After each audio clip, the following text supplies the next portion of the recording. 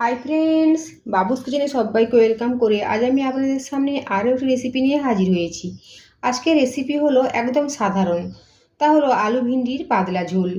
ভিন্ডি বা ঢেঁড়সে আমরা বিভিন্ন রকম সবজি বানিয়ে থাকি। আজ বানিয়েছি একদম পাতলা ঝোল, তাও আবার আলু দিয়ে। তা চলুন যাওয়া যাক রেসিপির দিকে, আর ভিডিওটি স্কিপ না করে লাস্ট পর্যন্ত দেখার জন্য অনুরোধ রইল। ঢেঁড়স আলুর ঝোল বানানোর জন্য কড়াই গরম করে নিয়েছি। কড়াইয়ের মধ্যে দেবো তেল। এখানে আমি রাইস ব্র্যান অয়েলে রান্না করছি। তেল খুব ভালোভাবে গরম হয়ে গিয়েছে। এখন তেলের মধ্যে দেবো লম্বা করে কেটে রাখা আলু।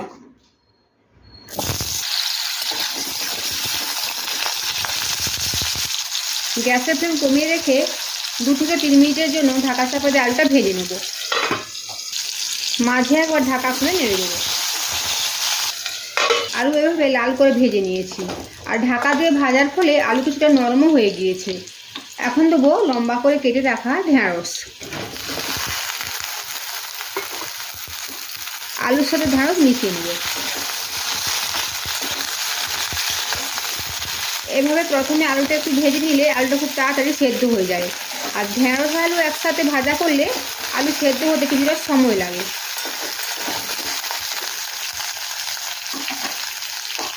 আবার কিছুক্ষণ সময় নিয়ে ঢাকা চাপা দিয়ে একটু ভেজে নেব। 2 করে ঢাকাটা একবার সরিয়ে নেব। দেবো অল্প করে লবণ, অল্প করে হলুদের গুঁড়ো। লবণ আর হলুদের গুঁড়ো ঢেঁড়স আর আলুর সাথে মিশিয়ে নেব। আপনারা চাইলে আলু আর ভিন্ডি আলাদা আলাদা করেও ভেজে নিতে পারেন।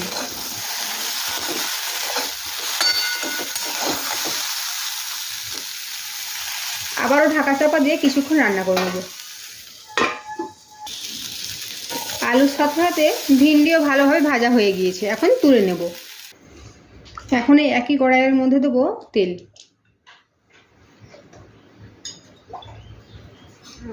গরম তেলের মধ্যে দেবো ফোড়নে গোটা জিরে আর তেজপাতা। ফোড়ন ভাজা হয়ে গিয়েছে, এখন দেবো একটা ছোট সাইজের থেতো করে নেওয়া পেঁয়াজ। পেঁয়াজ হালকা করে ভেজে নেব। সাথে দেবো 2 কাঁচা লঙ্কা। পেঁয়াজ ভেজে নিয়েছি, এখন দেবো আদা বাটা, জিরে গুঁড়ো, হলুদের গুঁড়ো, লাল লঙ্কার গুঁড়ো জলের মধ্যে গুলে নিয়েছিলাম, ওটা এখন দিয়ে দিয়েছি। দেবো ছোট সাইজের একটা টমেটো। মশলাটা ভালো করে কষিয়ে নেব। মশলা কষানো হয়ে গিয়েছে, এখন দেবো আগে থেকে ভেজে রাখা আলু আর ভিন্ডি। মশলার সাথে মিশিয়ে নেব। আর প্রায় 1-2 মিনিট সময় নিয়ে মশলার সাথে আলু আর ভিন্ডি একটু কষিয়ে নেব। আলু আর ভিন্ডি মশলার সাথে কষিয়ে নিয়েছি, এখন দেবো জল। এখানে আমি গরম জল দেবো। রান্নাতে আলু আর ভিন্ডি প্রায় সেদ্ধ হয়ে এসেছে, আর যেহেতু এখানে আমি পাতলা ঝোল বানাবো তাই জলটা একটু বেশি করে দিয়েছি। এখন গ্যাসের ফ্লেম বাড়িয়ে দেবো। দেবো লবণ। ভিন্ডি আলু ভাজার সময় অল্প পরিমাণে লবণ দেওয়া ছিল। গ্রেভি ফুটতে শুরু করেছে, এখন গ্যাসের ফ্লেম লো টু মিডিয়ামে রেখে প্রায় 5 থেকে 7 মিনিটের জন্য ঢাকা চাপা দিয়ে রান্না করে নেব। ঢাকাটা সরিয়ে নিয়েছি। আলু ভিন্ডির ঝোল প্রায় রেডি হয়ে গিয়েছে, আর দেখুন আলুও কিন্তু খুব ভালোভাবে সেদ্ধ হয়ে গিয়েছে, আর গ্রেভি একদম ঠিকঠাক। যেহেতু আমি পাতলা ঝোল বানাবো তাই ঝোলটাও একদম ঠিক রয়েছে। সবশেষে দেবো অল্প পরিমাণে গরম মশলা গুঁড়ো। গ্যাসের ফ্লেম অফ করে দেবো। তৈরি হয়ে গেল আলু ভিন্ডির পাতলা ঝোল। আগে যদি কখনো এই আলু ভিন্ডি দিয়ে পাতলা ঝোল না বানিয়ে থাকেন তবে অবশ্যই বানিয়ে দেখবেন, আশা করি ভালো লাগবে।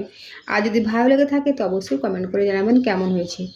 সাথে আমার চ্যানেলটি সাবস্ক্রাইব করার জন্য অনুরোধ রইল, আর আমার বাবুস কিচেন ফেসবুক পেজটি ফলো করার অনুরোধ রইল।